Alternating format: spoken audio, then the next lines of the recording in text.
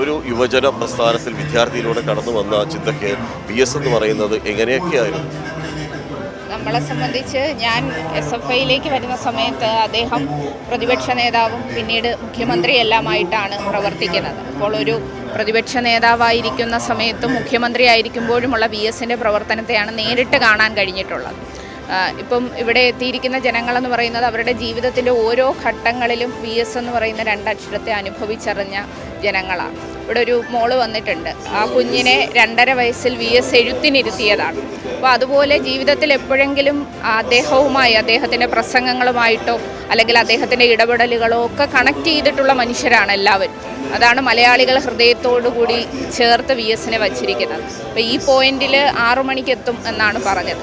ഒരു 4 മണിയോടുകൂടി ഇവിടെ ആളുകൾ നിറഞ്ഞു. ഇപ്പോഴും ചാത്തന്നൂർ കഴിഞ്ഞിട്ടേ ഉള്ളൂ. പക്ഷേ ഉറങ്ങാൻ പറ്റിയില്ലെങ്കിലും എത്ര ഇരുട്ടിയാലും ഞങ്ങളുടെ സഖാവിനെ ഒന്ന് കാണണം. പലരും VSനോടൊപ്പം ആലപ്പുഴയിലേക്ക് പോകാൻ തയ്യാറായി വന്നിരിക്കുകയാണ്. അപ്പോൾ അത്ര ഒരു വികാരമായി സഖാവ് VS നിൽക്കുന്നു. കൊച്ചു കുഞ്ഞുങ്ങൾ മുതൽ വളരെ മുതിർന്നവർ വരെ. നമ്മൾ കണ്ടൊരമ്മ ഓടി വന്ന ആ ബസ്സിൽ ലേക്ക് എത്തുന്നു. ആ ബസ്സിൽ ആ അമ്മ വന്ന് കാണുന്നു. അങ്ങനെ എത്രയോ പേർ. അപ്പം മലയാളികളുടെ മനസ്സിൽ ആഴത്തിൽ പതിഞ്ഞ രണ്ടക്ഷരമാണ് VS.